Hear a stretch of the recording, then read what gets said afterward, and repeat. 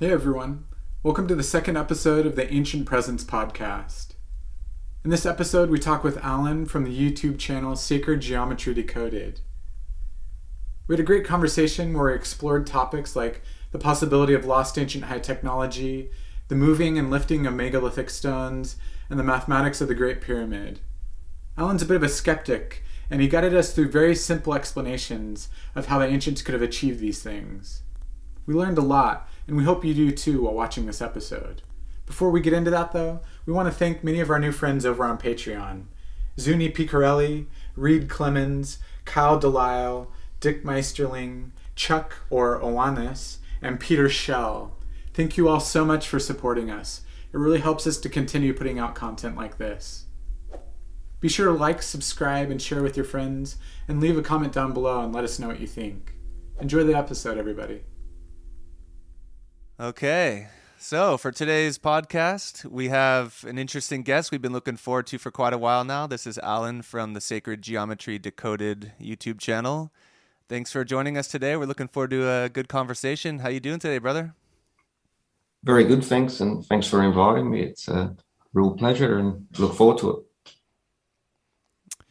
Great. Yeah. One way that we originally came across your channel, actually Milo introduced me to your channel, and the way, we both, I think he first introduced it to me as a geometry channel, like you drawing geometries and things, which I'm very interested in geometry and the works of Buckminster Fuller, and I've gone through many different stages of like drawing Flower of Life and other sacred geometries, and then it wasn't until later on that I actually he's been following you for quite a while, but I wasn't introduced to your Egypt and archaeology work until much later. And so how maybe if you could just like kind of guide us through how that progression happened for you. You went from geometry, you started as a geometry channel, correct? Yes, it was watching. There's a great series called Secrets in Plain Sight by Scott Onstock. Oh yeah, and that's one of my favorites.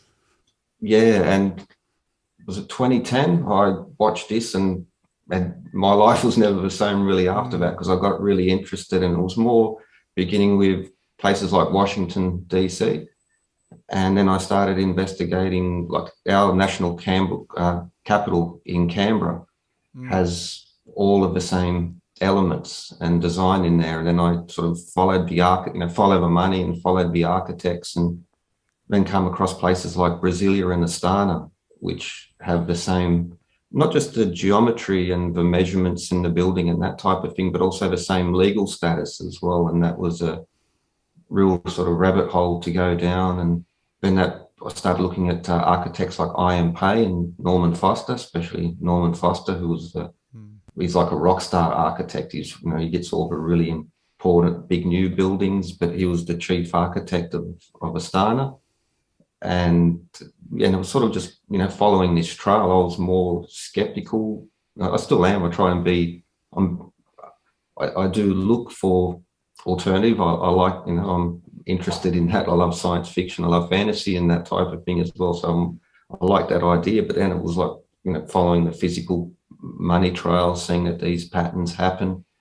And then I just started working backwards in time. And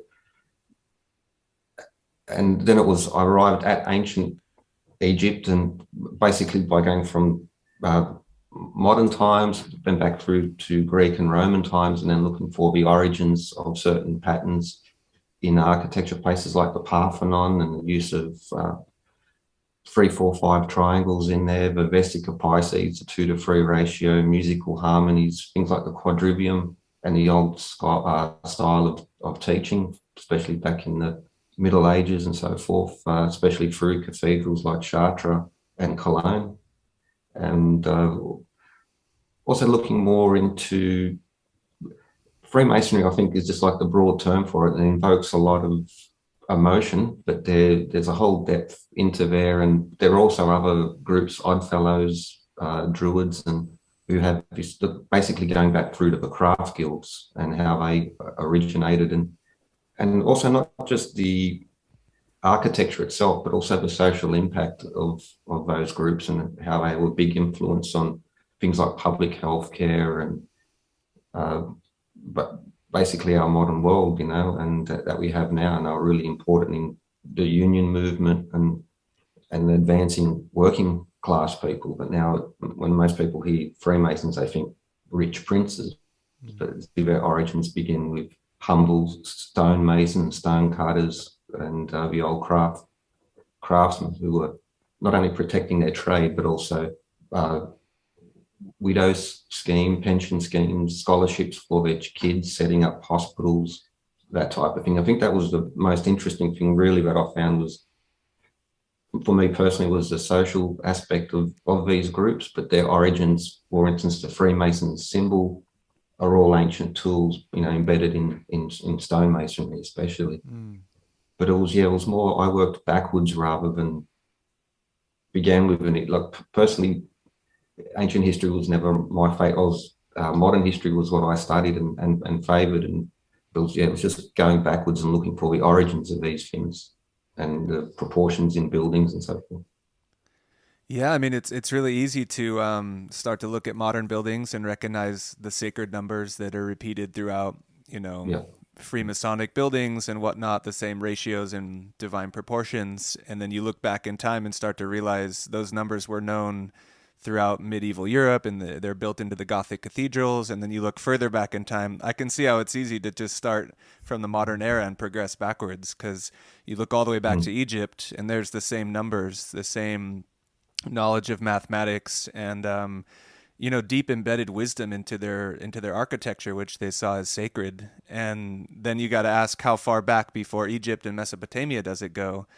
And people have obviously been studying astronomy and measuring the shape of our planet and sailing around the planet and using, like you talk a lot about, the systems of weights and measures, using number as one of the common mediums for transmuting knowledge and information, and also wisdom. And yeah, it's quite fascinating stuff. When you look to the Great Pyramid and you see all the numbers encoded in there, and then ask, like, one of my big questions, and I would love to hear your opinion on that, is whether or not, I mean, one of the big fascinations that we've had for many years is whether or not there was some kind of a lost ancient civilization from times of prehistory.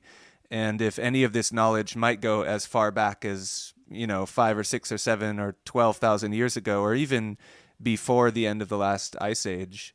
And a lot of people believe that, and there's definitely a lot of open conversation about that online and in lots of books. Many authors are discussing this in YouTube channels and documentaries, the lost civilization. And if there really was one, which maybe there was, maybe there wasn't, there's really not a lot of definitive, tangible proof. But I speculate that maybe some of the knowledge of mathematics and the geodetic measure of our planet and things of this nature, knowledge of astronomy, the knowledge of the precession of the equinoxes, may have originated from a very ancient time, maybe before Egypt. And that's, a very interesting topic. It's really controversial, of course. So what do you think about some of that? Do you think that it was the Egyptian? I mean, we've commented a bit back and forth that you were speaking of the Indus Valley civilizations in India and Mesopotamia and Egypt, who had a common system of weights and measures. So do you think they were the people maybe 5, 6, 7,000 years ago who really kind of, discovered some of this really profound mathematical knowledge?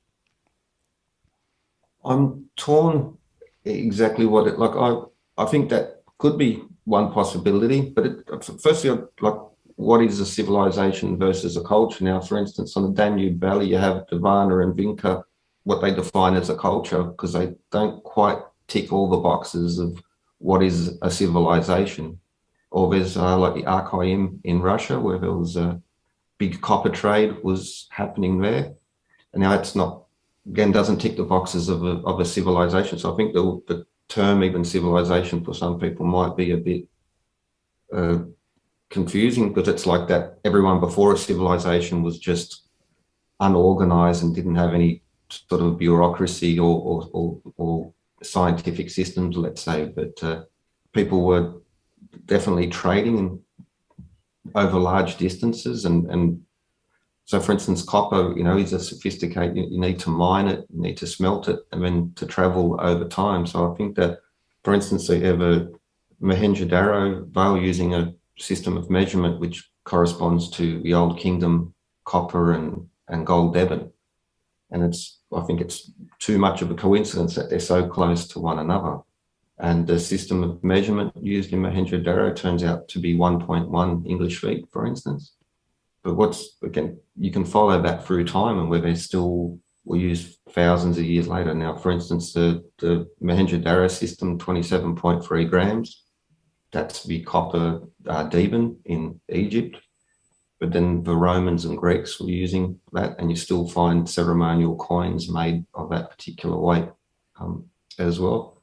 But the way I lean towards it is that civilization, the bureaucracy needed for it began with trade, because you see, like, the oldest writings tend to be inventory lists and complaint letters between merchants, and that it was the complexity of long distance trade that really pushed writing and record keeping and maths and navigation more than anything sort of forward. And so it's also what, for instance, the Bronze Age collapse, trade kept going on. I think through that mechanism of trade, like the distribution of knowledge, but also the necessity for standardized units of measurement, navigation, it all sort of links up together. And I think that, I think they were more advanced before the Indus and Egypt than what is accepted, but technically doesn't tick all the boxes of being a civilization, but it's 90% of the way there.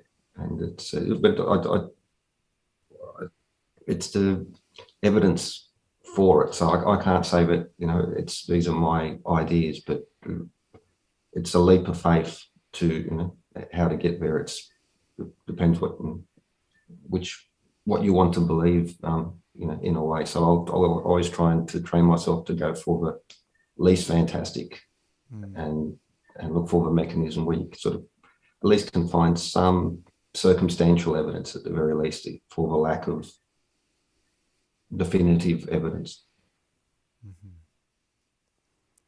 So along those lines, do you feel like a lot of this, my thoughts immediately go to like Atlantis and a lot of the stories of all of that.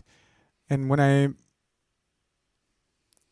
for years was really fascinated by the stories that Graham Hancock would tell of like how a lot of this, there is a lost civilization that goes back far back into prehistory, and the Younger Dryas and all of that. And so for me, it's I guess through watching channels like yours and a few others, I've become more skeptical of it's helped me to maybe ground a lot of these ideas of grandeur and really search for the simple explanations, whereas maybe I would jump to grander conclusions before. But I guess maybe I just want to get a clear understanding of what are your thoughts about Atlantis and those stories of the high technology civilization, and do you feel like there's still room for something like that, or do you feel like it's pretty clear to you that there's simple explanations for how this very high understanding of mathematics and navigation and all of that arose seemingly out of nowhere? I lean towards, again, the simple explanation. I think there is room for that to now. For instance, they did studies of ice cores in Greenland. Yeah. And they're looking at the Roman period, and they can literally trace, for instance, the rise and fall. For instance, there was a plague, and then you can see a decline because of the pollution from the mines and the smelting. What they haven't done, or what I couldn't find, is have they analysed it further back in time? And I think that if that's more than anyone, I want that to be true. You know, I sort of, you know, and I think most, you know, especially archaeologists, or the Egyptian authorities, if this evidence come forward, what a boon for tourism. You know, this would be, Yeah. you know, great for them. And I think there might be some hardcore people who are like really dogmatic, but I think that 90% of, you know, people who are genuinely curious, if that evidence comes up, yeah, it's, you know, let's look at that. I think it's very, yeah, it could be possible. The example that's often cited is that we were horse and buggy, and 1969, there's the Apollo mission. It doesn't take very Yeah. long to go from quite simple to quite, and we can see the rise and fall of civilization. That's basically the story of ancient history, is these rises and falls of, you know, of empires and civilizations, and they quickly come back again. And if you can quickly re-emerge, then the seed could have quickly popped out there as well. It's just based on what there is now. I'm not I'm not interested in Atlantis in that way, because I just haven't seen anything that really grabs me. But I definitely wouldn't say it couldn't have happened. And I think that's you know, absence of evidence is not evidence of absence, you know, as they say. But I just sort of, yeah, like more. I want something I can hold and, you know, get my teeth into, so to speak. So In that sense, yeah. along those lines as well, you know, Milo and I went back and watched one of your older videos regarding, I think it was the mathematics of the Great Pyramid, and in there you mentioned Graham Hancock and the star shafts, and you mentioned him in a way that it seemed like you were interested in his ideas and all of this, and yet a lot of the other videos I've seen from you, it maybe seems like you've changed your perspective on a lot of that, and it made me curious, like, what is your perspective on the mathematics of the Great Pyramid, for one, and also the works of people like Graham Hancock and Robert Bauval, and the star shaft theory of how it points at certain stars, the shafts in the King's chamber. And also the alignment. I'm really curious about your perspective. I've heard you, you know, criticizing the theory that the alignment of the pyramids matches the alignment of Orion's belt at the epoch of 12,500 years ago. So the star shaft theory and the alignment of the pyramids on the ground compared to Orion's belt kind of go hand in hand and are kind of separate, because, you know, the star shafts more or less point to what, 4,500 years ago, the certain stars Yep. that would align to them. So I'm curious your thoughts on those two different aspects of it. Well, it was through Graham Hancock, and I saw some of his documentaries back on the TV days before the internet was a big thing, and also read, you know, some of his books. So I have to thank him. So he did pique my interest in there. But my opinions did change over time because you know, just the debunking. So I actually sort of began that many years ago, and sorry, back then I was more civil than what I am now. I have to admit I'm a little bit aggressive in my words at the moment on my own channel. But I did,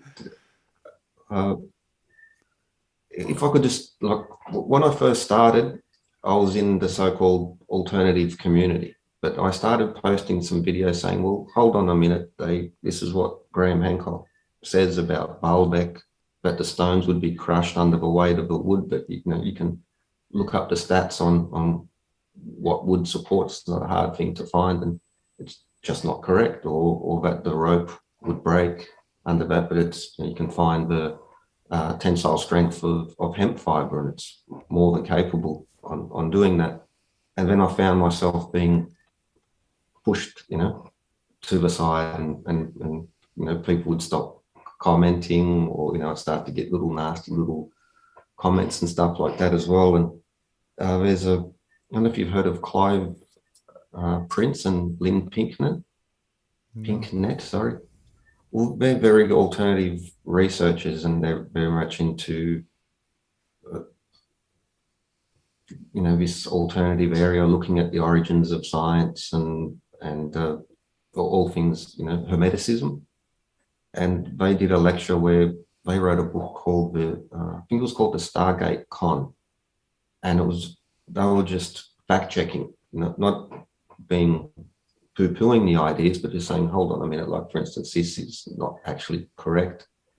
And they found themselves black banned by, once they were on the inside, and then they found themselves being pushed out because they were going against the narrative, even though they were still firmly embedded in the esoteric alternative community as well. And that was and when I saw that, I was really happy because it sort of tracked my own journey in there. And there's so back to the original question before I waffle on. Through Duval and Hancock, I got introduced to a lot of these things. I found it very interesting. I think there are interesting questions to be brought up amongst there. So it's not like a blanket where I'll just say no to everything. But it's just more, again, because I worked in lifting and rigging, I knew certain details about ancient cranes and how these things work, and it was, it's not quite correct, so I started fact checking. Then I would read things about stone, and you can't do this, and it was wrong.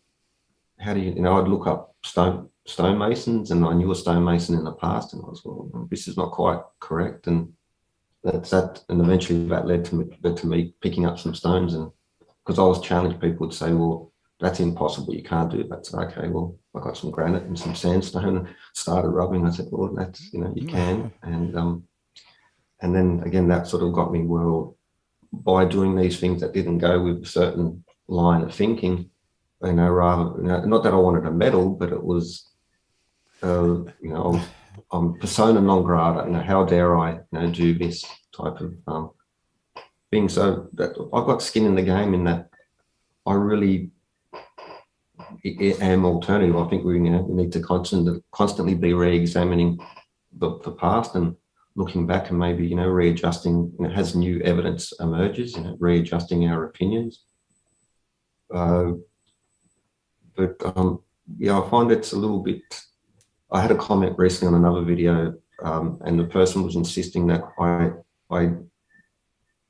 what side am I on? Like that was whose side are you on? And it was, I'm not on anyone's side, mate. You know what I mean? I'm just, give me the evidence, and if I'm wrong, I'll, and just like any adult, if new evidence comes along, you change your opinion. And yeah, I can really relate with that. Just in regards to our own channel, we started very much on the alternative lost ancient high technology in some ways. I was never like fully convinced that that's what was going on, but in a lot of ways, like when I would visit, I think I was more excited about it than he was. But when I would go and visit ancient sites and I'd look up like information about them, the first things I would come across are like Brian Forrester and like some other sites, other channels, and they were the most easy, helpful, just introduction to a lot of these sites. And there wasn't too many at that time, 5 years ago, there wasn't that many like academic,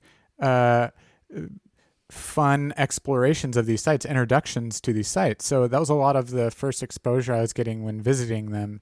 And over time, I've become less convinced about a lot of it. I'm still very interested, and I'm interested in exploring all of that. And just through some of the comments on our YouTube channel that are very similar, of just like almost it's kind of full spectrum. There's people who think that we're full off the deep end, lost ancient high technology people. And then there's also the lost ancient high tech. They think we've sold out. Yeah, they think we've sold out. And so there's just, I'm not really interested in choosing sides. And I think that's really why we've, with these podcasts, what we want to do is invite differing opinions, so we can all just kind of talk about the disagreements that we have, and also the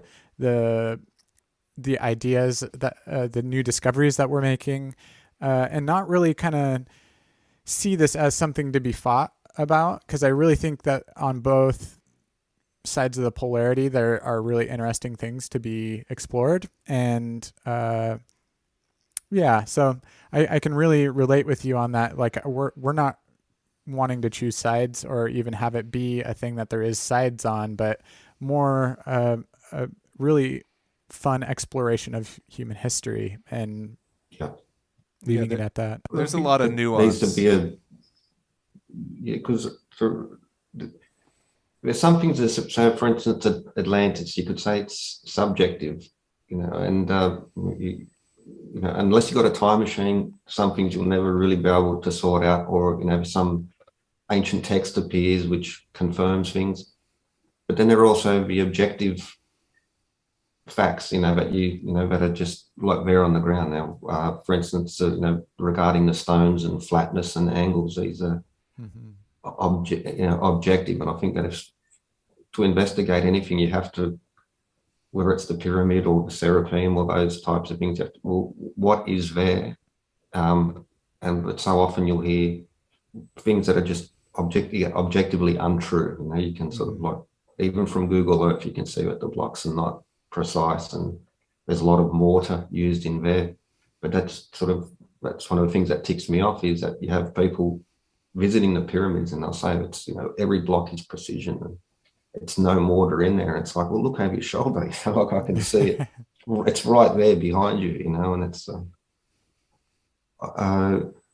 when I first started as well, because, well, again, to Brian Foster and those type of channels, they're producing great footage. They're visiting those sites and getting people interested. So I can't take that, that's good for them, for doing that. And,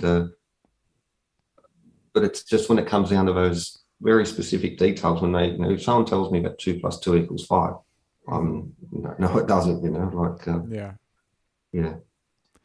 Yeah. And I think one way that I've seen that we can help navigate this ocean of disinformation is to really create an environment, a learning environment where everyone is safe to be wrong. And so there's a big difference in people who know that they're wrong and they continue to sow like seeds of disinformation out of a need to be popular or to make money or whatever.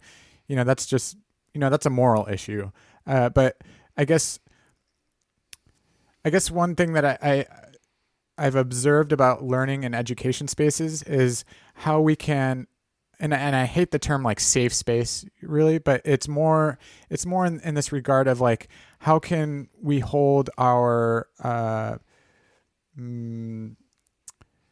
hold the truth in a way that isn't at gunpoint, basically. Like if you don't have the truth and if you don't know the truth and what you're purporting is wrong, that it doesn't have to be your whole character is brought into question or whatever, where people can actually be like, oh yeah, I was wrong about that. And in this group of people, I'm allowed to be wrong. And actually I feel like I don't have my guard up and need to protect this wrongness, So it's a learning process on our behalf of how to navigate in this realm, because a lot of I personally want to have conversations with academics, and also there's been a little bit of worry on my end of like, if we have too many talks with lost ancient high technology people, all of a sudden we can't have talks with academics, so how to go about it in the right way. And yeah, there should be an open dialogue, It should be like a space where we're all learning together. But unfortunately, there's a lot of tribalism involved where people choose sides. And then once you've convinced yourself that your theory is correct, then it's easy for you to want to defend your standpoint and then judge others. And then it creates this kind of duality, this polarization between people. And I find that unfortunate. That's why we're really interested in, continuing our learning process through keeping an open conversation about all this stuff. But also, like you said, really look at the tangible evidence and call it out when it's wrong. For example, the Serapeum and sites like that, most alternative people want to look at that and jump right in line with the idea that it was a lost form of high technology, and there's no way you can move those boxes into those hallways. And like you've stated in a plethora of your videos now, like a lot of these people haven't even done a single experiment on how to do that. They haven't even looked into the ancient primitive techniques like wedges and pulleys and primitive methods of moving stone. And I've really appreciated that about your channel. You show that 300-ton obelisk being moved in, was that Italy in the 20s Yes. or 30s or something? Yeah, that was quite fascinating. The way they maneuvered it down the hillside, through the town, through the streets, under a tunnel, using the kind of V-shaped planks. They were elevated on the outside to keep it running on a track Yeah. down the center line. And it's really interesting. Like the deeper you get into this stuff, you have to understand every little single individual component. Like, how does a pulley work? How does a capstan work? How do levers work? You can find characters like Wally. Is his name Wally Walsworth? The guy who moves Wellington. these Yeah. Wallington. Yeah. Who moves Yeah. these giant stones alone, just using really clever techniques that he just kind of comes up with on his own. It'd be really great. Actually, I would like to get more into doing some of these experiments ourselves, because like you've said in a lot of your videos, a lot of the people who are proponents of the lost ancient high technology theory, they're not experimenting with any of this. They just say it can't be done. And then they defend that standpoint. And I understand they probably do some degree of research, but you have to do a lot of research to be able to make that claim, decisively. And unfortunately, there's just not enough real experimentation. And that's great about YouTube, because YouTube gives a lot of people the platform to be able to experiment with this stuff. Like, we've seen a lot of your videos of stone cutting in granite and the Scientists Against Myths channel. And I think it's fantastic. I love that we can all chime in. But yeah, there's a lot of nuance, and the mainstream definitely denies the mathematics involved in the Great Pyramid, for example. So I'd say, poo-poo on the mainstream for not really getting on board with that yet. But also, that doesn't mean that the mainstream has it all wrong, and we have to see them as an enemy. That the alternative theory is fighting against the mainstream, and if everyone's fighting against each other, there's not a lot of progress. So I love the nuance in the middle, and that's something I've really I appreciate about your personal perspective on it all. And it's helped me a lot to kind of have a better nuanced approach from my own learning process. So cheers to that. One fascinating thing about like the Serapeum, for example, is not many people have actually read the original writings of Mariette, who went in and excavated. And Milo recently, while we were working on our Serapeum video, he went through and translated the full text from French and English using Google Translate, which was a huge undertaking. It took me hours and hours. And reading what Mariette actually described, he gave a full breakdown of, first of all, wooden rollers that were found in the Serapeum. Traces of wooden rollers. Traces of wooden, yeah. And a winch. 2 winches. And sorry. And how they lowered a box into one of the chambers because it hadn't been lowered yet. It was still sitting on sand in one of the chambers. And he had his men go in and lower the box themselves using buckets, just shoveling out the sand. And this is something that is like,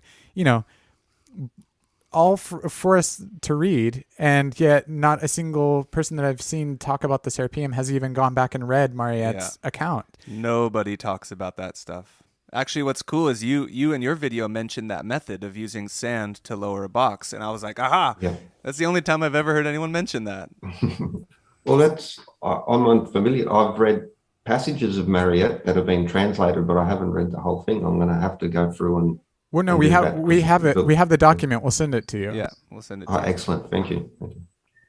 Back to that point as well, I think it's not just in ancient history, but sadly the internet or this modern times, everything's become very polarized, and where it is an us versus them situation across spectrum. You could almost pick any sort of genre and you'll see whether it's, for instance, movies, like you said, or that's how your Star Wars, I think, was the recent one. Either you're for it or against it. And it was just this crazy polarization where everything is, and we're losing that ability to have a little bit of nuance or whatever. Or and everything's just, it's negative or positive, and there's no, if you're not with me, you're against me type of mentality. Is just, and I find myself, I think none of us are immune from this as well, but that's sadly the way of the world at the moment. Yeah. Yeah, it's But interesting. also I would say that go ahead. I've also made videos criticizing the mainstream, especially people like Mark Lerner, because the experiments that he's done were just terribly done, and like really, really badly done. Can you expand on trying that? to move an obelisk. Like which experiments? I'd love to hear which ones you're talking about. Oh, there's one, for instance, when they carved the Sphinx's nose, and if you've seen in it, that was just horrible. Like the people were presented as ancient experts in ancient tools, and they're getting a copper chisel, and then they're heating it up, banging it out, and then going straight back to it. But that's I'm not sure if you know the difference between annealed copper and work hardened copper. Yeah, but, we've learned about it from your channel. When you heat it up, it softens it again, and when you work harden it, when it's cold, it strengthens it. Yeah, and that was just a very, there's nothing really good I can say about that. And there was one where they moved an obelisk or a 20-ton block, and they ended up snapping the rope. But what they had done was have, like from the hardware, they had squared blocks. And so as they're pulling it across, because it's, so flat, and it creates a suction cup effect. So, and what you need to have is, like with that, the monolith that they moved that in Italy, what you do is you have rough bits of wood, and so that the grease doesn't create a suction cup effect and sticks it off. And I think that gives, when people see those and they say, aha, that disproves it, but sort of rather than be critical, that's one of the curiosities to me, is that Egyptologists are wrong, but then you say, well, they could use pulleys to move a stone, but then they say, but Egyptologists said that we don't have pulleys, So it's like when it suits them, they're the authorities without question, but then it doesn't work the other way. And I think you always have to be asking questions, and there's, no one's above, making mistakes. We all do, and not everyone can know, everything. So you have to go to an expert, someone with experience, and learn from what they can do, and look at their knowledge base and try and incorporate it into yours as best you can. Yeah, that's a really good point. Just about like the authority of the Egyptologists, how when they say they didn't have certain tools, that's often used to support the lost ancient high technology theory. And it can go both ways, right? I mean, like when we say we haven't found certain tools in the archaeological record, doesn't mean they didn't exist. And that same argument could be used to debunk both sides of the same argument. And I find it quite ironic. But it is very interesting what you just brought up about the experiments and how they, like people who support the lost ancient high technology theory are looking at the experiments of, Mark Lehner and Dennis Stocks, and using that to say that's evidence that they're wrong, that they weren't doing it as well as, the evidence that we find. For example, the tube core drills. This is a really interesting subject.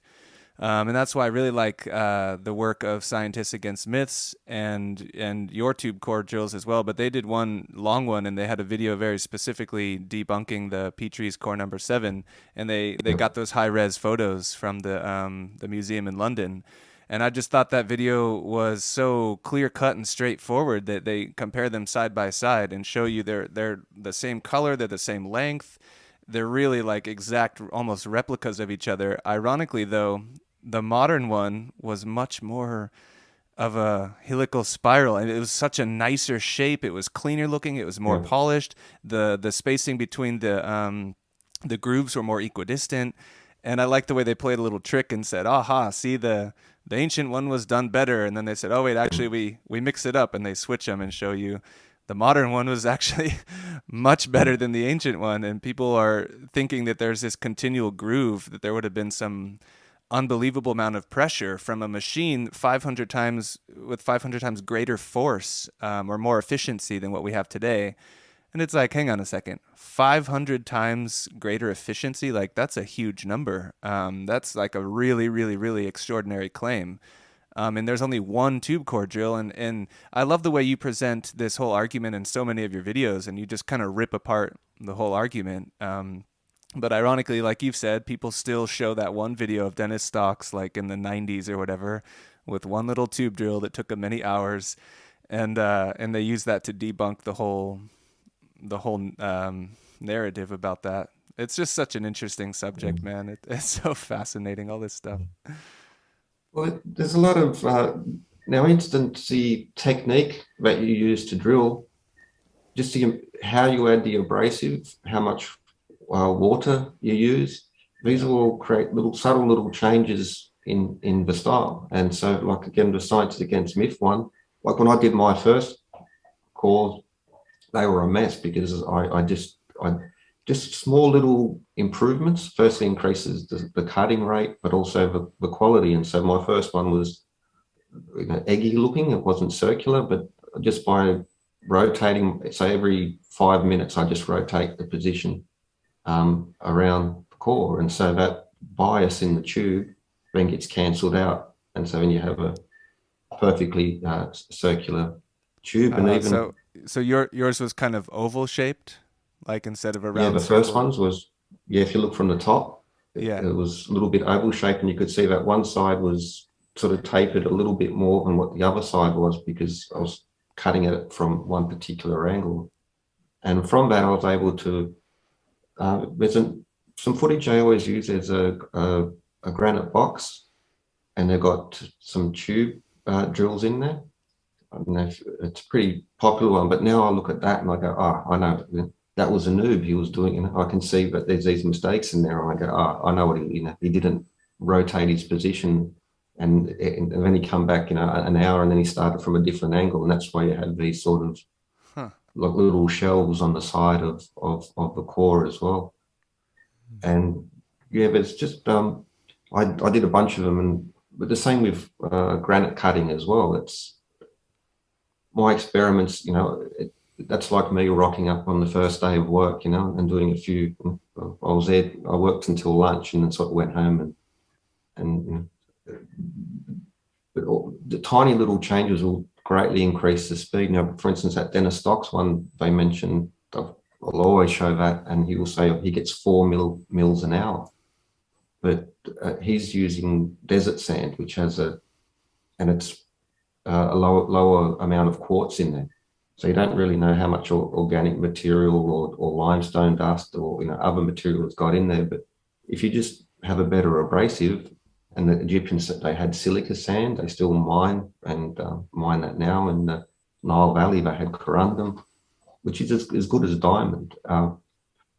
But so even Dennis Stocks, that clip that they show in his book, he talks about the cutting rates that he did with later experiments, and he did improve on that from my own experiment. I wasn't even trying to be fast. I was just trying to replicate those striations that have the circular saw pattern.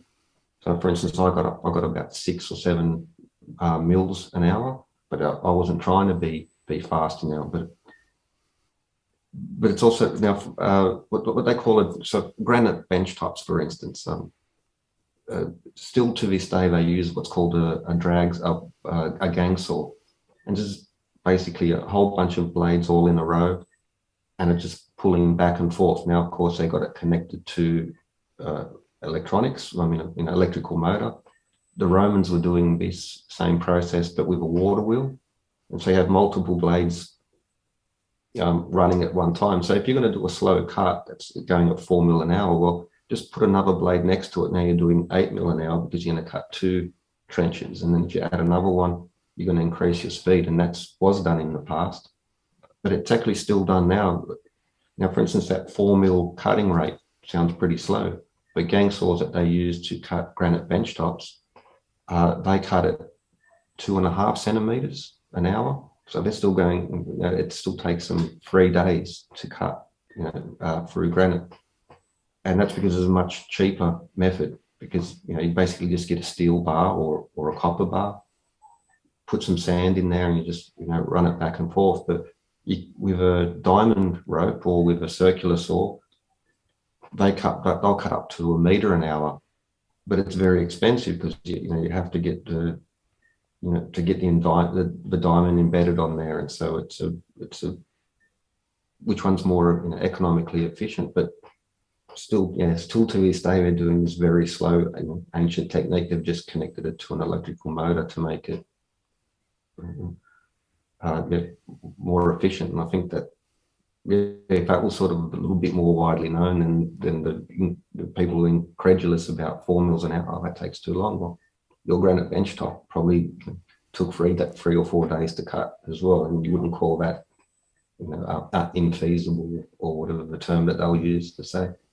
And it's just more. I was born right on the cusp of, for instance, when I was a boy, carpenters would use a handsaw and a hammer to put together the frames of a house.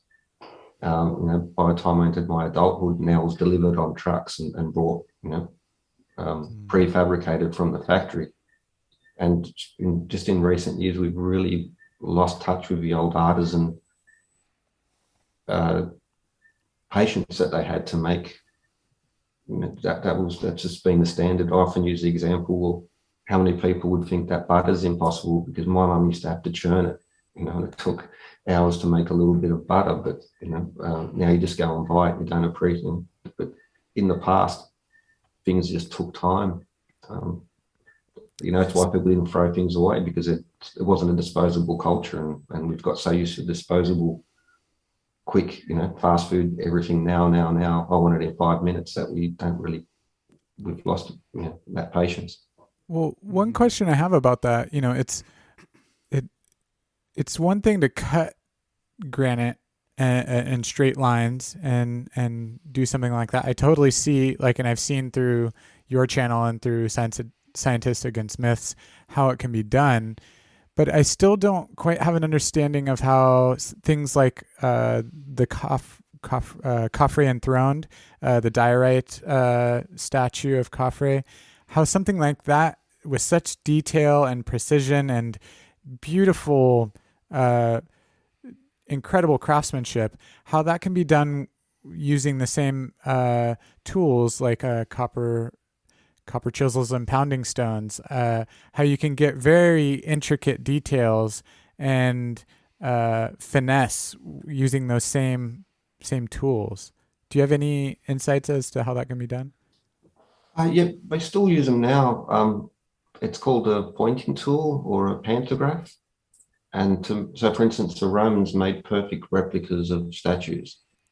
And it's quite a simple tool. I don't know. And you can also use that on the larger, so for the Bahubali sculptures that they made recently in India, giant, monolithic granite ones. It was sort of with plumb line and ruler, but we mentioned earlier, I'll include the clip and some graphics of that, and you can see how people use this pantograph still now to make perfect replicas. For instance, in the Parthenon, when they did the restoration just before the 2004 Olympics that they had there in Athens, what they were doing was taking shattered stone. So in regards to polygonal stone, complex shapes, but they're very uniform. They're still quite smooth. It's not a highly complex shape. But they would take shattered bits of stone that are completely chaotic, 2,000, whatever, thousands of random facets and curves and sharp corners, and then they would mate them with new pieces of stone, perfectly fit, these pieces together. And they had basically unlimited resources, but they found that the pantograph was the best. The ancient technique, was the best one to use. And so it's and even sort of modern sculptors as well. I think something that masons and sculptors talk about is you get the mason's eye and the sculptor's eye. And when an artisan gets really good, he can just see, little differences and and just you have a level of skill that's without making one myself, which that's beyond my, I can't spend the next 30 years developing, abilities to do a mason and sculpt. But there are still sculptors out there, who get a piece of granite and on YouTube as well, and they just sort of start chipping away. They don't have any advanced metrological equipment, and they just make beautiful sculpture. Or Callimachus was another one. And they were working in marble, but I have to say that the process of working in marble and granite is exactly the same, just that marble is a little bit quicker and easier to do. But if you can do something in marble, you can do it in granite. And he used, again, these drills, saws. There's also something I want to cover in video soon, but there's a skill that masons have. And for instance, I'll go around the block and they'll tap it with a hammer and they can hear the cracks on the inside. Sometimes it's really obvious, but then you see a mason do it. You can't. I couldn't hear any difference. And no, there's a crack in there, or there's shear. For instance, in granite, there's something I think it's called shear force. But if you, for instance, take a piece of granite and you just bang it really hard with a stone tool, it'll create micro cracks in the direction that you've hit the stone at. So if you can not only sort of take off big chunks quite quickly, you can do them. I don't want to use the word precise, but you can do them, quite accurately, where you can take off a large chunk, and it's just by that skill that they acquire over years and years. Same like with in quarries, the same sort of thing as well, where it's. I do an experiment and I'm still very clunky at it, but I get success. But then you can see examples of, especially in the less developed parts of the world where they don't have access to the machines and tools that we have now. They get some old bits of scrap and some grass, and they bang on the stone for a few minutes and they create a perfect split.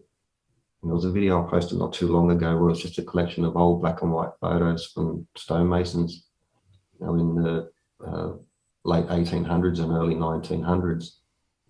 And you see the skill that they do. Now, for instance, I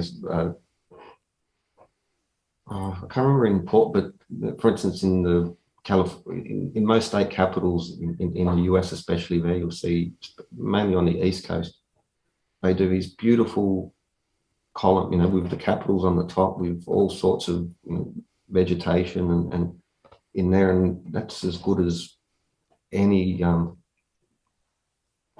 anything you'll find really anywhere in the world or in history. It's just beautiful, highly detailed. They had the advantage of steel, and that would increase the speed. But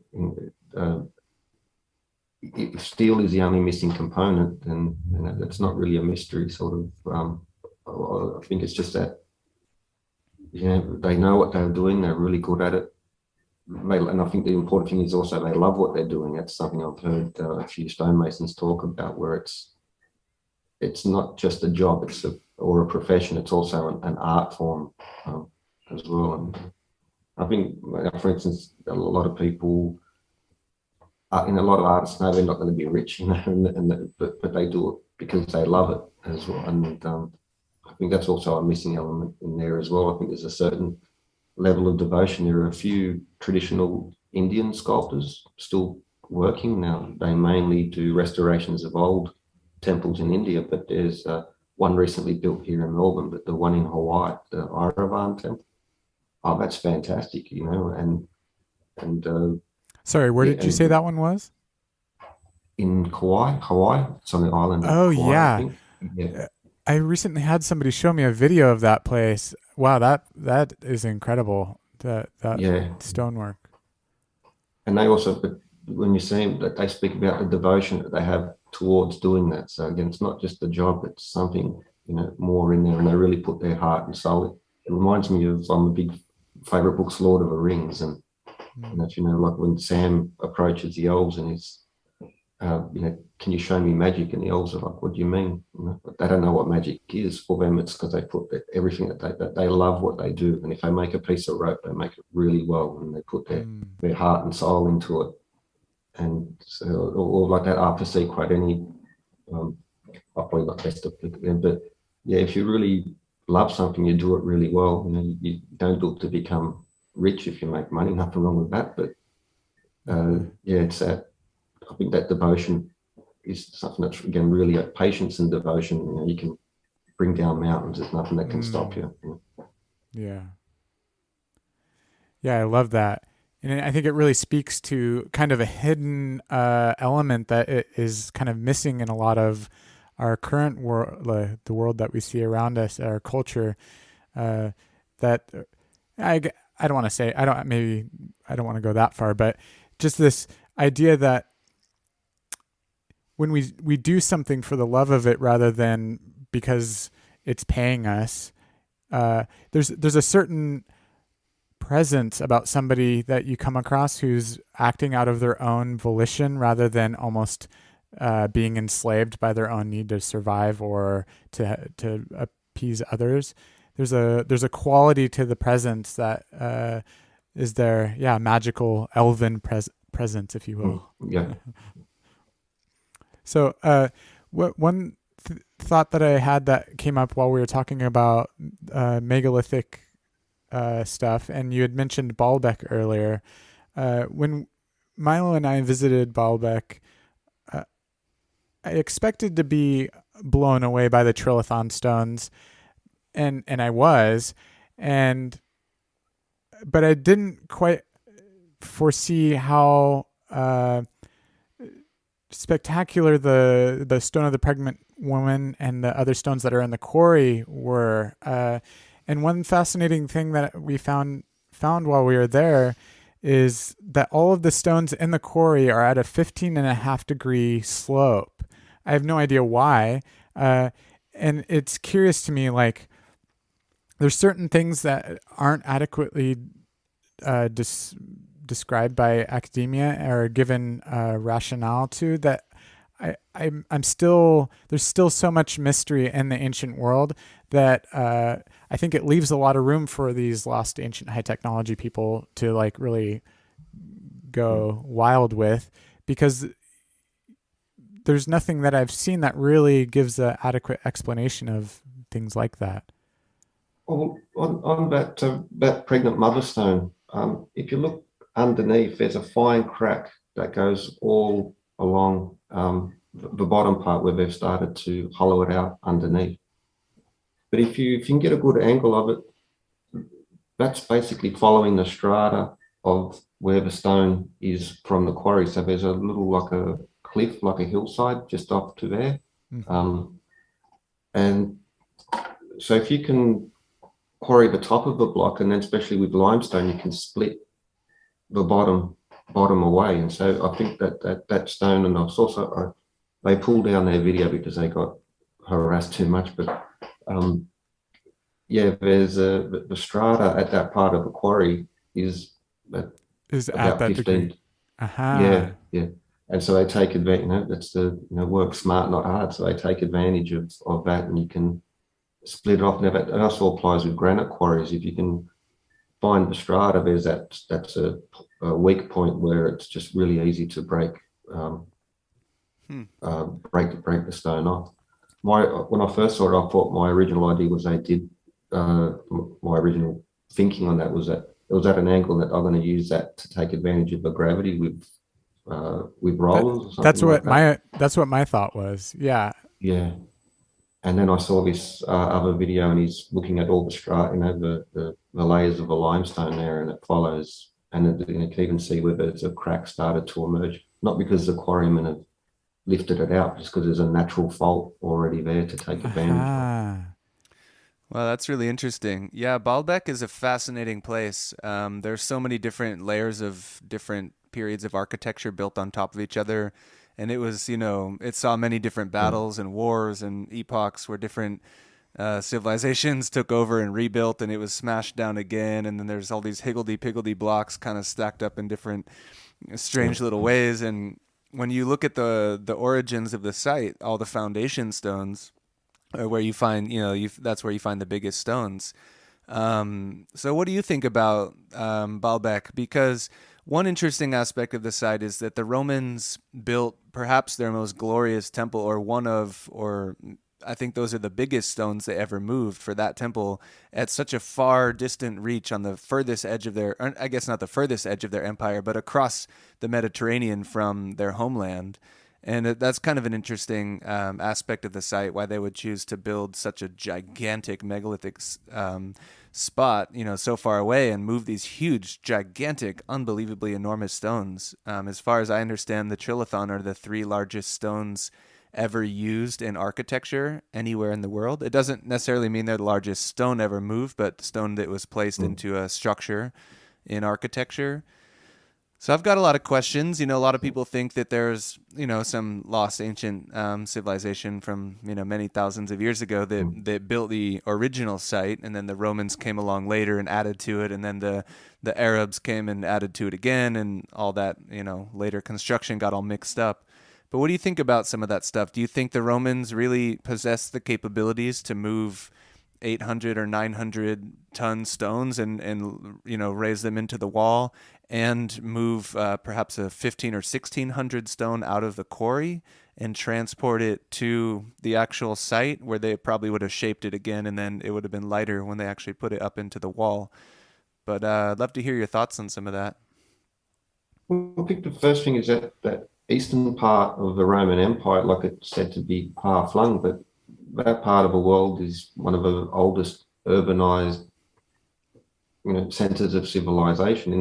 In you could argue that Rome, the city, is actually the far flung, sort of part, because these people had been, in agriculture, and they've been doing it for such a long, before Rome was still, sheep herders, while that part of the Mediterranean was fully advanced, and doing the furthest part. So,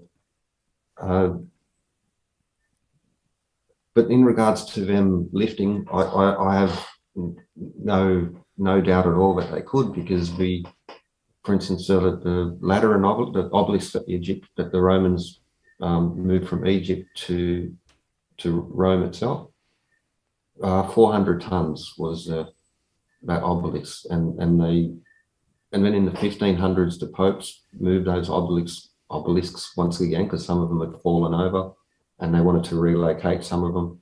And to do that, they didn't know how, and so they had to go back to the Roman texts on how to do that. So, for instance, those 800-ton trilithons, well, you just have a lifting tower on either side, the one that they used to move the obelisks, and that could get them up. You'd only, for those stones, the trilithons, there'd only be 2 times where you'd actually have to lift them, and you'd only have to lift them just far enough to get the rollers underneath. So you get it on the roller, then you can use the natural terrain, because it's essentially the quarry and the site itself is equal height. The uppermost part of the quarry is actually above the temple, and the lowest part of the quarry is about 10 meters below the temple site. And so it's essentially a flat move. Depends on what part of a quarry those stones, where they come from. But once you get it on site, then you bring it into position on the rollers, and again, you only have to lift it just enough to get the rollers or the sled from underneath. And they had the technology, Romans had the tech to do that. There's an interesting story when they relocated the obelisk in 1500s in Rome, and they had to reinvent Rome, they had to go back to the Roman records. And they started lifting it up, and then the ropes started squeaking and started smoking. And what the Pope had said, he'd set up a gallows and said, anyone who makes a noise, you're going to get hung. No one's allowed to make a noise to distract, while this process is going on. Wow. And so the ropes are squeaking, it's all about to go skew with. Then someone yelled out, wet the ropes, because he was a sailor, and he knew, because lifting is really based on sail rigging. So this sailor yelled out, wet the ropes, and so they threw water on the ropes, and it cooled the ropes down and allowed them to stretch a little bit. And so again, little techniques can really improve. A disaster and a success can be, some old sailor, screaming out, "Wet the ropes." Well, ironically, it all comes really back to sailing, doesn't it? I've heard you mention that a lot in your videos, that Yeah.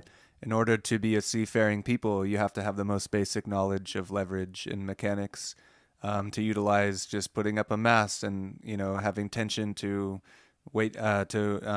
stretch the sail and to basically navigate in open seas with waves crashing and all this kind of stuff. And you just utilize those same methods and techniques into lifting stone and to moving stone. It's really fascinating. I'm still trying to imagine, like, what's the name of this crane the Romans had with this wheel thing? I forget the name of it. They had a certain lifting capacity. Polyspastus. That's described in the if you're interested in like Roman tech, book 10 of the Architectura by Vitruvius, and he talks about various types of, now for instance, the architraves on top of the columns on a temple. He mentions that the Temple of Artemis, one of them, they basically buried it and then used ramps to bring the blocks on. So something I saw very interesting just the other day was the old London Bridge. They dismantled it in the 60s, and then some developer bought it and transported it to Arizona. So London Bridge is now in the tourist town in Arizona. It's Granite Bridge, but there was no lake or riverbed. That was all made later. So they actually put the bridge together in the middle of the desert, and they filled it with sand, and so that they built the bridge on top of the sand, so it was holding up the arches, as they went, rather than having to, put piers in the water. Sorry, I've lost my train of thought. I forgot what the point.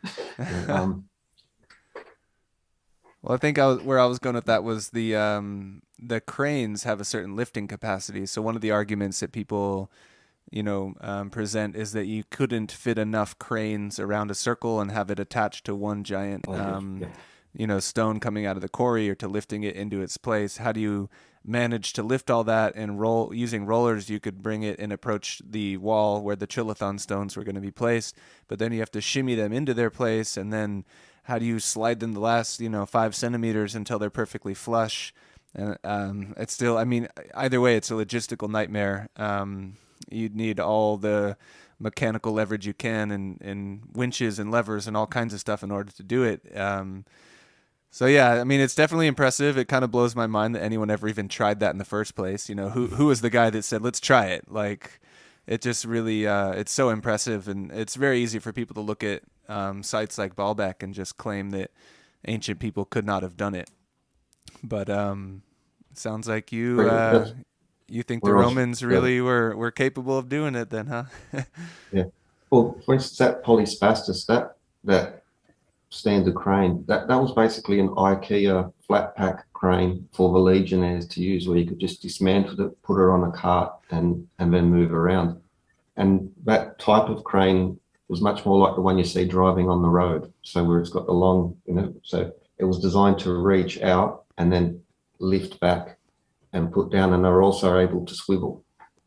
So but if you take those exact same components and rearrange them into what's called a hoist crane, you can now lift much further, because one of the limiting, like for instance, the cranes you'll see on the road, the limiting factor is that firstly, the crane can't be too heavy so that it crushes, it destroys the road. So that's like one of the limiting. But the further it's sort of like holding a weight. If you can arm curl quite a bit, but if you try and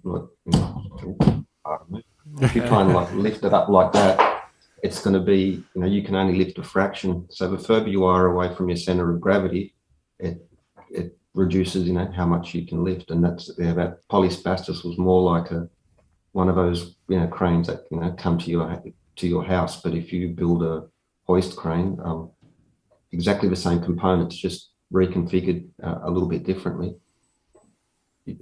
Now it's like the weight increases, your capacity just goes up, tenfold. It's Got it. Yeah. So one crane is more focused on maneuverability, the ease of bringing it to a site far away, moving it to the next site, rather than having it stationary in one position and much stronger. Yeah, makes sense. And for instance, there's a Taisun that's in South Korea. It's all the components are exactly what you'd see on your normal crane, but they've just put a big frame, and doubled them up, and that lifts 20,000 tons. So up for here, we couldn't lift those blocks now. No, we could lift the entire Baalbek complex in one go with a crane like Taisun. And it's also, you can put a hoist crane on rollers, so you can even move the crane as you go. But those boom cranes are much more convenient. It arrives in the morning, does the work, and drives away in the afternoon. Yeah. But a hoist crane, it's more specialized. Interesting. Great.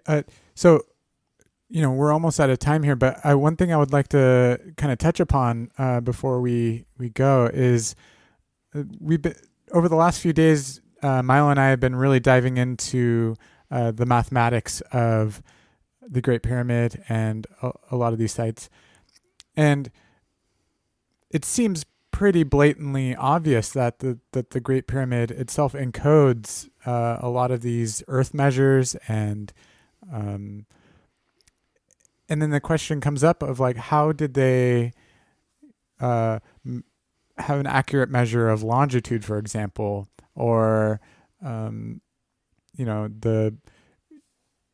circumference of the earth and all of these things. And so do you have any ideas of how they could have that sort of understanding and encode that into such a giant architecture? Well, look at Eratosthenes. He was the chief librarian of Alexandria, and he did one of the first earth measures, which was very accurate. And he went to just south of Aswan, there's a well of Syene, and he noticed on the solstice that the sun shined directly down into the bottom of the well. So, so then on the same day he traveled to Alexandria, where there was an obelisk, and he noticed that there was a shadow cast by the obelisk at an angle. And so he measured that angle and then the distance from Syene, and then used that to work out the circumference of the Earth. So if that, personally, I think that he didn't invent that experiment. I think that as the chief librarian, he had access to older writings and was recreating an experiment. And that sort of relates to Roman tech as well, because everyone sort of thinks Rome and then Rome the city, but it was the Mediterranean world would get a better description of it. Rome was just like in charge of a collection of civilizations, but the Romans themselves admit, the best Roman engineers, they all come from Alexandria, which makes them Egyptian. So and I think, in the Library of Alexandria, I think there was a treasure trove of collection, of knowledge, and that, Eratosthenes for measuring the Earth was, I think, would be, personally, I think he was recreating an older experiment. And then you also have, during the later sort of Roman periods, they had ideas of the relative distance of the Earth to the moon and the sun, and of the relative sizes of these. Now, it wasn't fantastically accurate, but it was good, and it shows that, if they had done a few more measurements over time and had built up more data, that they could have got even closer to this, very, very precise thing. But that's, so when it comes to lost technology, if we were just to lend Old Kingdom Egypt just a few of the tools that we knew that the Greeks and the Romans had, that would go a long way to answering, how they did it. It's just that Romans and Greeks, we've got such fantastic writing, we know exactly what they are, but Egyptian records are a little bit scant. And I think there's also a difference between Romans and Greeks and other civilizations is that it was a bit more democratic, the idea of knowledge, as where you can see in Mesopotamia and these other, they almost had a caste system. So it was very rigid. There wasn't much social mobility, or basically where you were was where you were. But in Rome, you can see how people come out of nowhere, they become very rich and then become an emperor. But seems to be a little bit, there were people in Egypt who did seem to rise up from nothing and get a high position, but it seems, as far as I know, seems to be Mesopotamia, Egypt, and the Indus seems to be a bit more. Yeah, there wasn't much room for mobility, or at least not compared to the sort of Greco-Roman era. And because there's so many documents from the Greco-Roman era, it's just fortuitous as well. It's sad, how much documents have been lost, or even if they maybe had a even like we're on the internet, so this is all about exchanging information very quickly and very freely. But only 200 years ago, even a map was considered high, top secret, knowledge. You didn't want a foreign navy having, access to your maps to explore, or, to do some sort of ambush on you or whatever. But our modern, we exchange information so quickly, it's in terabytes. But back then it was, I think people were more protective of the knowledge. Same thing with masons and carpenters. Not too long ago, it was more of a closed shop. You didn't want to teach people your skills, because then they would possibly take away your livelihood as well. So I think that might be another angle to it as well. But it's all, my opinion. I can't prove all of that. That's one thing that I've wondered a lot about, is like how much of this information is locked in vaults and in private collections, and just kind of lost to history because the Vatican. how much of it is lost to history because of people's protectiveness of the information, or also just because it's a collector's item to have. We were at a museum in Beirut, I think it was, and they had a whole exhibit on artifacts that were retrieved back from private collections. And there was like whole granite boxes, like giant, that were in private collections in like Germany. And these are like, Egyptian artifacts that, this is one thing I didn't realize also, is the Egyptian art and culture extended further into the Middle East than I previously knew. Like, we were in Beirut, and there's like a whole subgenre of Egyptian artifacts in Lebanon, and so just seeing all of these ancient artifacts that were in private collections that nobody possibly even knew about until they were returned. It makes me wonder, like, how much of these amazing artifacts are still in billionaires' private collections, hanging on their walls, and who knows where. Yeah, and along that same lines is just the idea that knowledge itself kind of goes underground and can be transmitted and held in small groups of people in their vaults or in their secret brotherhoods or initiate schools, esoteric wisdom schools.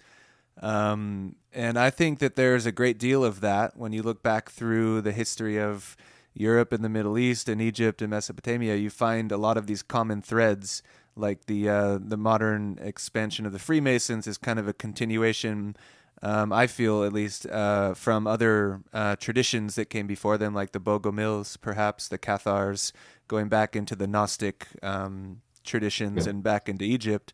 And it's so interesting when you find, like, for example, Egyptian symbolism embedded into Freemasonic architecture and Freemasonic rituals and things like that. They're drawing all that knowledge and experience and ritual from Egypt itself as kind of the motherland of their tradition. That's one thing that Scott Onstott, the Secrets in Plain Sight, really got me all interested in, is seeing how actually this religion of the ancient Egyptians could be still living today. Like, there's some esoteric tradition that's still being carried out today. So there's like all of this hidden knowledge that is still yet to be made common knowledge. Yeah, not just their spiritual beliefs and their religious ideas and things of that nature, but actually their units of measure. And one thing we've been looking into recently, and I find so fascinating, is the meter, and the way that the meter and the cubit and perhaps even the foot kind of make this, as Scott Onstott puts it, like a hyper web of interconnected systems of measure. And I mean, if people haven't looked into it, they got to go watch Secrets in Plain Sight. You can go to his website, Scott Onstott's website, Sacred Geometry Academy, and it's one of the free courses you can watch. He recently started a new website, and I recommend everyone to go see it. Oh my God, it's incredible! Like the secrets that are hidden in plain sight, and the knowledge of mathematics and the distance between sites and the alignments of avenues between obelisks and Rome. It goes so deep, man. The whole world is built upon these ancient principles that essentially can mostly or largely be traced back to Egypt, and also their systems of measure. So the meter, as we know it today, was measured by the French during, I believe, the Renaissance in the late 1700s or so. And they got it to a very high degree of accuracy, as measuring the meter as 1/40 millionth of the polar circumference of the Earth, and they were off by about 8 kilometers, more or less. It's more like 40,008 kilometers. So 1 meter is 1/40 whatever millionth and eighth of of the polar circumference of the Earth. And so when we find the meter, for example, interwoven with the Egyptian cubit, and I know that the Egyptians had many cubits, and that's something I got a little confused on recently, specifically like the cubit that was used to build the Great Pyramid.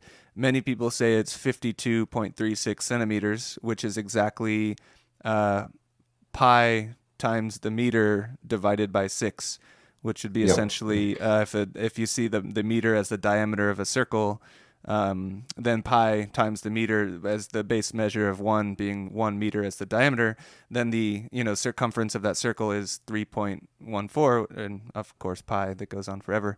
And then 1/6 of that would be the Egyptian royal cubit of 52.36 centimeters. What are your thoughts on that, and these numbers that are embedded into Egyptian artifacts, and like the king's chamber, for example, the perimeter of the king's chamber being pi times, is it 10 meters, and things of this nature? Who do you think figured out the meter, and who do you think figured out do you think that they measured it as 1/40 millionth of the polar circumference, and do you think they got it wrong, and maybe the French 5,000 years later measured it again, but decided to maintain the ancient meter, even though they might have known it was off by 8 kilometers? What, you got any thoughts about that? I still think, like, when it comes to even ancient metrology, now I would have said, it's exactly pi over 6 meters, but you always have to have a tolerance in there. So, there's always a margin of error that, we need to account for. And I think that they actually began small, and that they use things like grains or poppy seeds, which is still like imperial system. And that, for instance, 3 barley corns is an inch, and an inch is defined as the width of a thumb. And so 12 inches is a foot, or 16 fingers. That's another. And so the Egyptians weren't using the thumb, but they were using the finger. And that was also divided into 16 units as well, which sort of corresponds nicely. But so my person, you mentioned the different cubits. Now, there was the Old Kingdom cubit, was the one you mentioned there, but then there was around time of Tutankhamun, there was another cubit which was slightly longer. I think it actually relates to timekeeping, because then you also have the Mohenjo-Daro unit so three Mohenjo-Daro feet turns out to be 3.3 imperial or English foot. Now, if you make a pendulum out of that, you can create a very accurate 1 second pendulum, and the length of that arc turns out to be the Tutankhamun era cubit, the Maya rod. Would you mind explaining that shortly? If you have a string that's 1 meter long, and you pull it back, and then it creates a 2-second swing, 1 second up and 1 second back. Is that correct? Yeah. So before the French, just to go back to that Earth measure, just like Eratosthenes measured a portion of the Earth and then was able to work out the polar circumference, the French basically started at the North Sea coast and then went down to Spain and took that section, and then they got the 40,000 kilometer polar circumference. That was, but people knew the circumference of the Earth even before that. But what was going to, the official meter was almost going to be based on a 1 second pendulum as measured at Paris, because the further you go north or south from the equator, the gravity slightly changes, and then that changes the length of a one second pendulum. And that's what I think. That's, I'm very, sort of weights and measures. So we think, measuring weight and measuring length, but timekeeping, I think, is one of the overlooked things in regards to the past as well. For instance, in Mohenjo-Daro, they find little egg timers that are about 8 seconds long, I think they are. But in processes such as chemistry, you'd want you want to be able, if you say this is how long you have to allow the reaction to happen, you can't just sort of say 1 Mississippi, 2 Mississippi and translate that. You want something that's a little bit more accurate to put that type of thing together. But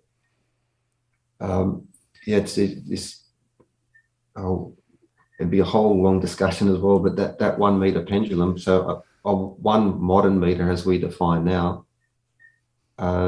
firstly, I should say, in regards to the Vesica Pisces and that geometry, is that really simple 30-degree.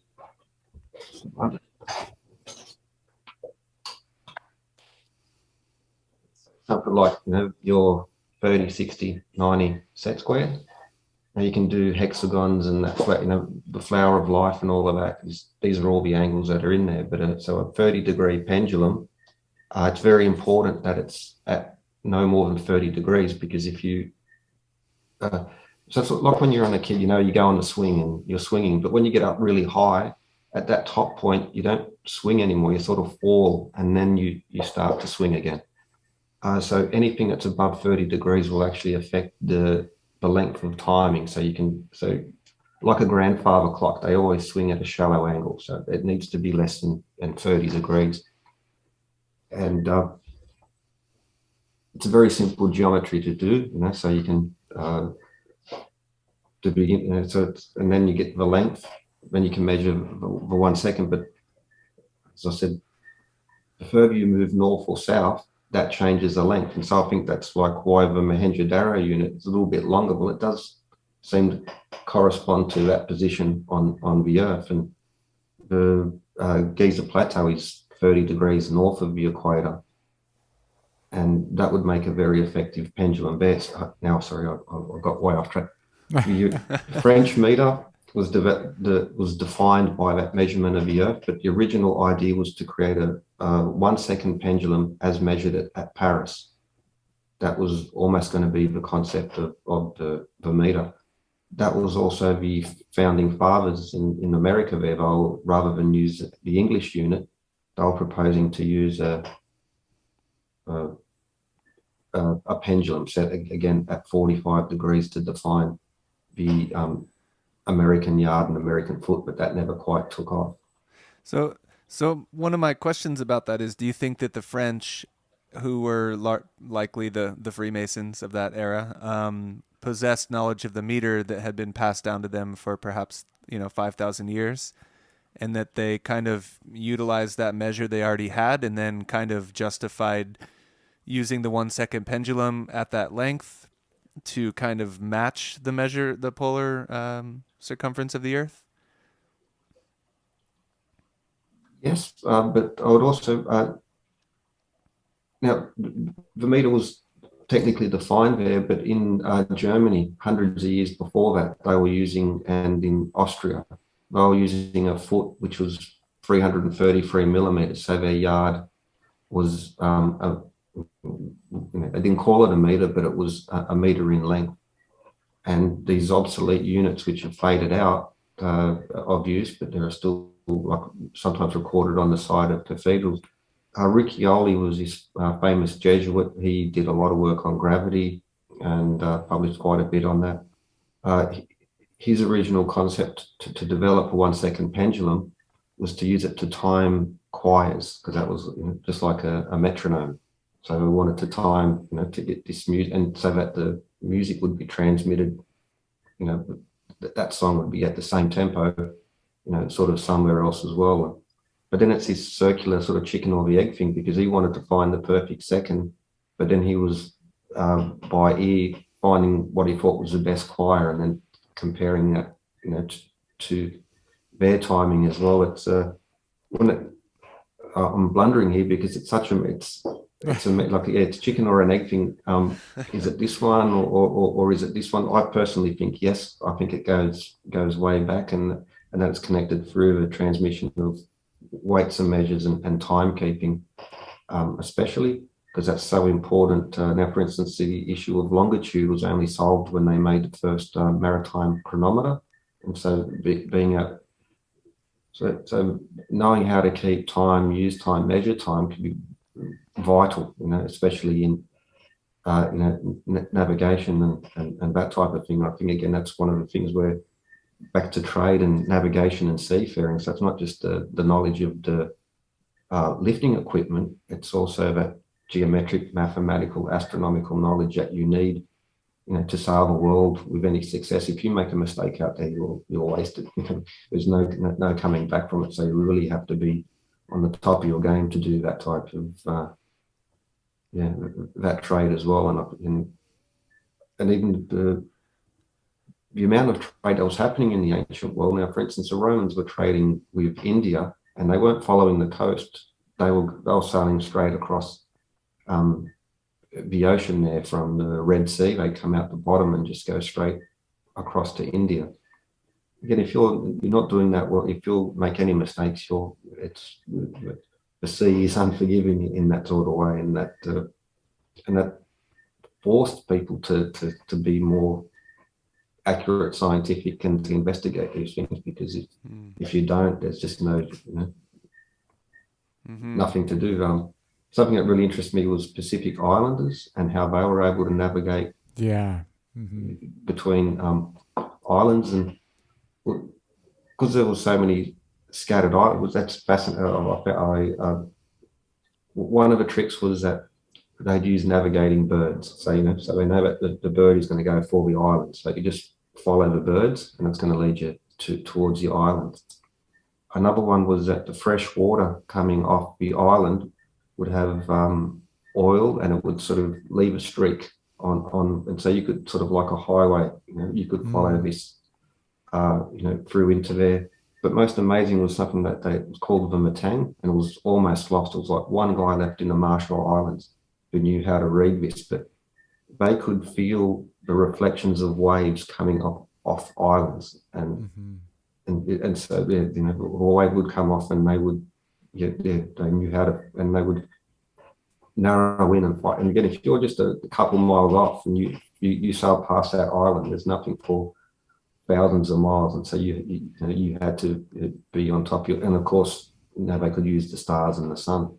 So you have a combination of different knowledge forms and techniques, but the stars and the sun will get you quite close, and then you'd have to look for these little trails of whether it's luminescence on the top of the water, or follow the birds, or and even look for leaf debris, and there would be leaves floating off, and again you could sort of just trace those back towards the islands. But I think that so much navigation and trade for me personally is what I think was the driving force of civilization and bureaucracy and record keeping, as well as driving scientific knowledge and just knowledge in general. I think that's you need it to live. It's amazing how these conversations kind of open up whole other realms of things that we could talk about. Like this, I feel could lead us on I have like so many questions about like what we've read in America before. We just read Graham Hancock's book this last summer, and he talked about the native peoples of South America potentially being connected to Australia, right? Is that Yeah, Papua New Guinea, I believe, or Yeah, the I forget the Australasia. yeah. Yeah. And so it it makes me wonder how far back these seafaring cultures went, and how there could have been world around seafarers by accident, even, like someone stuck in a canoe that just gets sucked by currents, and then all of a sudden is directed to somewhere they weren't intending to go.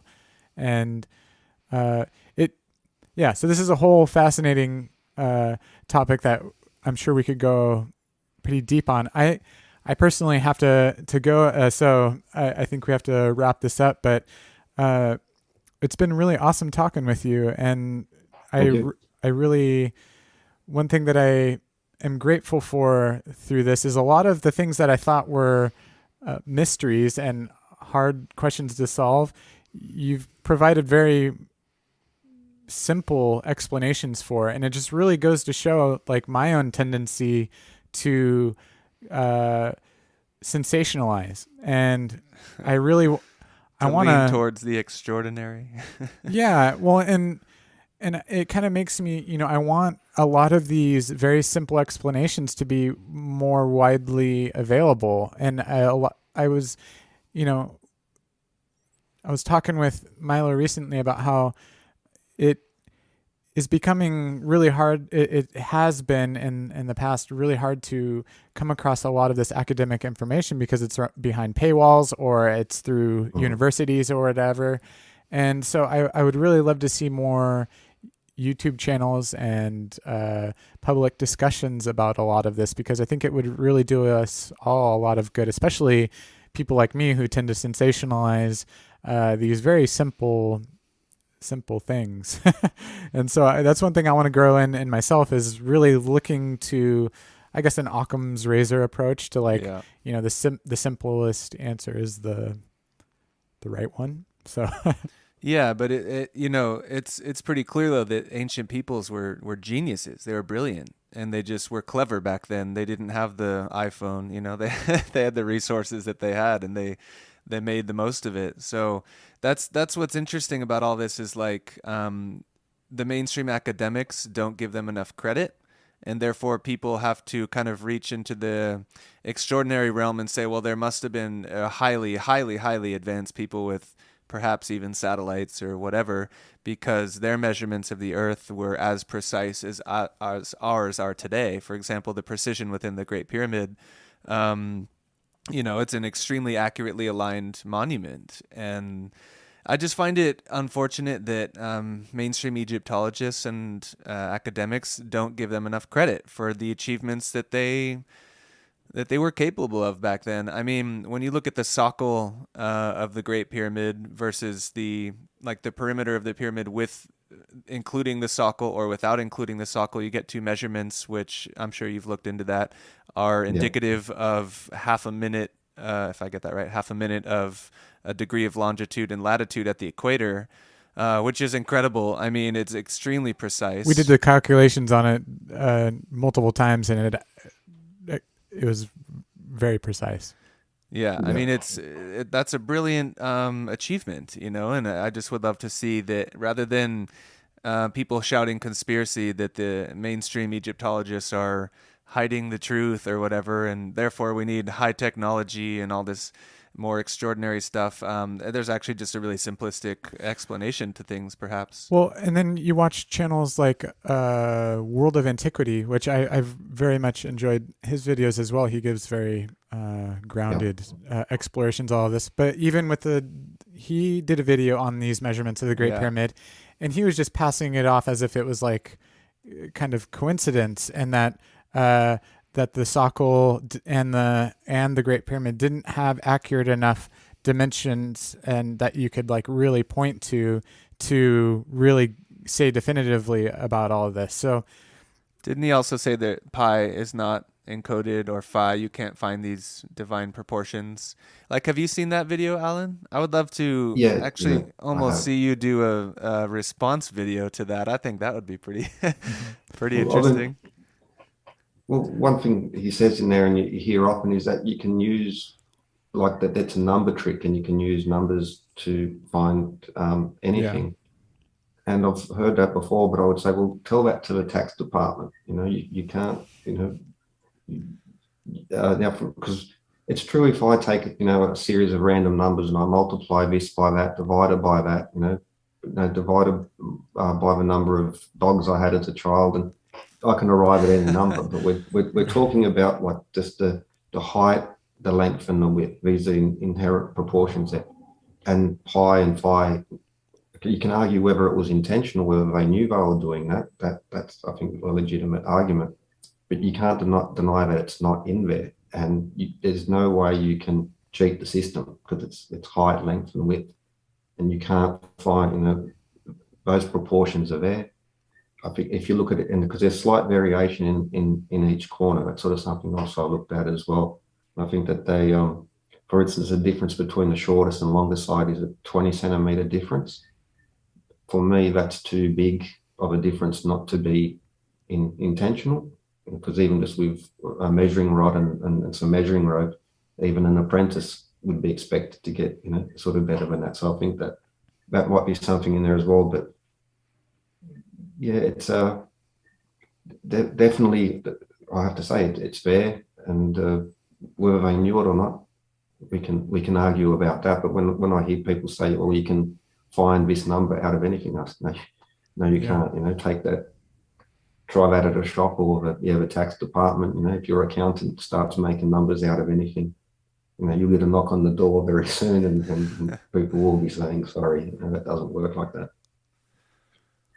But I think we've all have our own biases, and as much as I'm sort of critical of certain areas of alternative history, personally, I don't think that also the academic side or the orthodox side has done very much to make it accessible to other people. So, I think that's a failing, on their behalf, and that's why I applaud World of Antiquity, because he's really, there's not many people from his area that are addressing this directly and putting it so that people can find that. There's also, again, I've been critical of lost high technology type people, but they do show sites that you'll never really see, and that doesn't really get as much attention as what they should.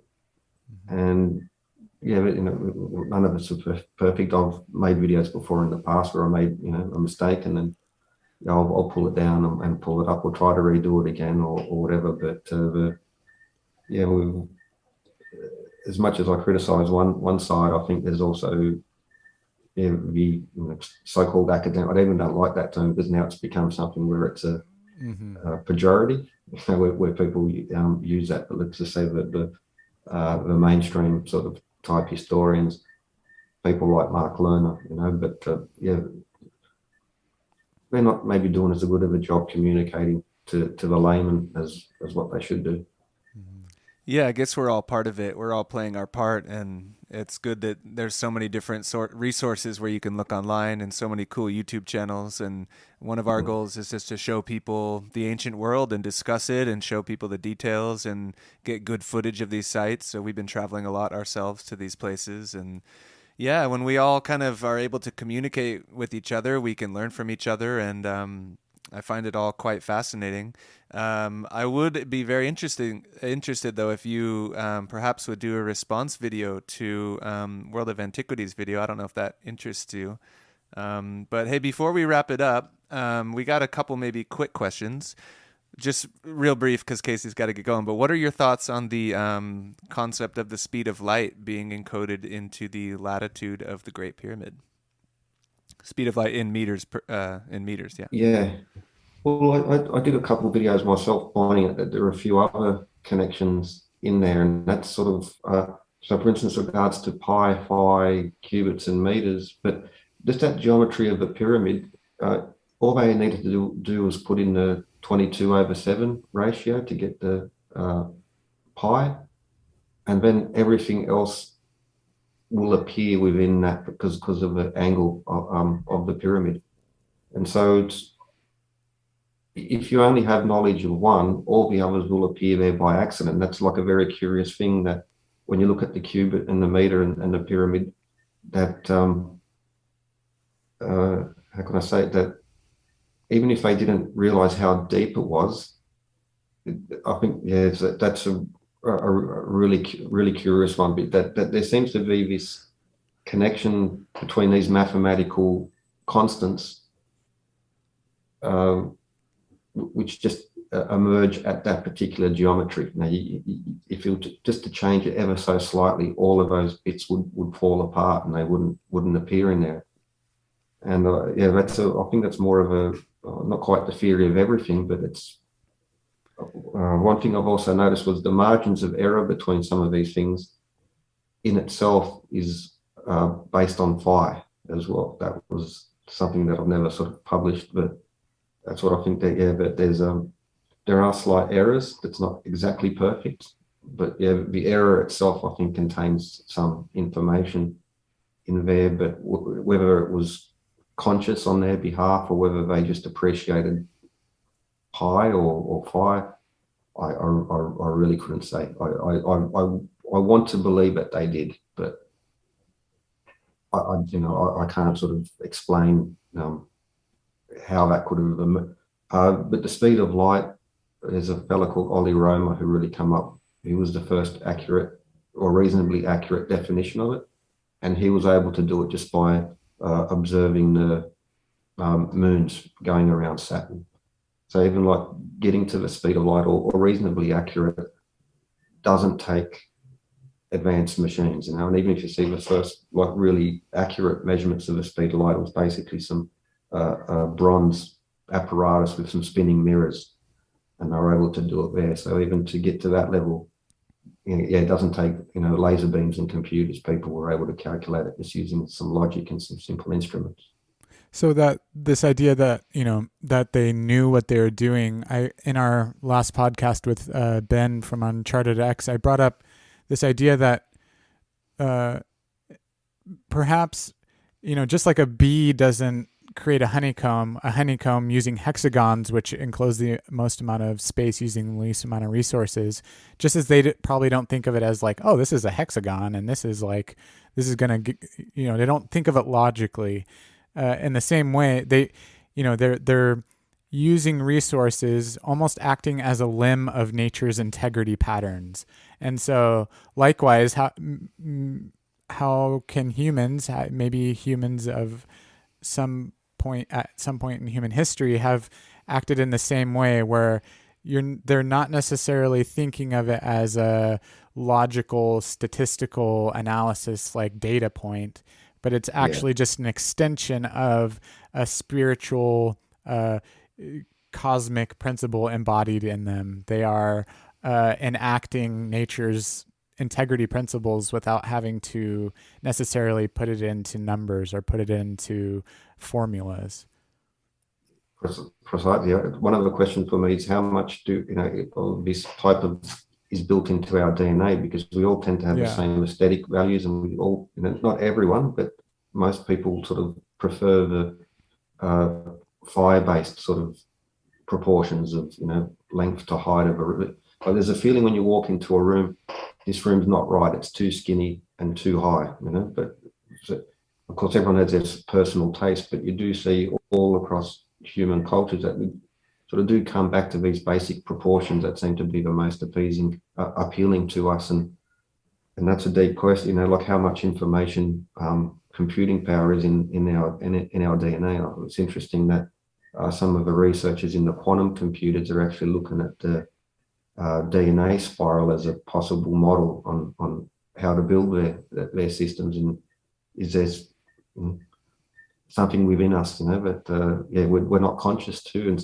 how much thought, how much of our personality is in our subconscious. We just get this glimpse of at the front there. You've probably, everyone's experienced it, where you try to solve a problem and then you walk away and then you're not even thinking, you're having a shower, and it always happens when you in the toilet or in the shower, there's not a piece of paper there, but you get these, all of a sudden these ideas appear to you, and you're not conscious of it, but it's very interesting. I think I'd love to be alive in the future when we've gone a little bit further than where we are today to know. Well, and one thing it makes me wonder about, like going back to what you're talking about with like the measure of like the fingers and all of that, it makes me want to look into the proportions of the human body in relationship to the proportions of the earth, and how maybe just by through measurement of the body and using measurements that relate to our body, we can spontaneously arrive at the measurements of the earth because of some relationship there. And, you know, when I've studied a lot of like Buckminster Fuller's work, for example, it has helped me to understand how nature's coordinating, through nature's coordinating, everything that is within the biosphere is connected through these very interrelated proportions. And through so it makes me wonder then, like us humans as a biological extension of nature's immune system, how we our form can encode fractally or be a harmonic expression of a cosmic body. And yeah, and so it opens up this whole avenue for me of like looking into those relationships of our bodies and the earth body and how it's all connected through proportion. Yeah, well, we're definitely a component to the building blocks of all life and the great cosmic realm we live in. And I think it's so great that humans have been encoding these type of proportions into sacred architecture, and they're still blowing our minds today. I think it's one of the coolest aspects about ancient cultures compared to our modern, more efficient building principles of just put it up quick, make it a square, and it's got four corners and a tin roof, and all right, it's good to go.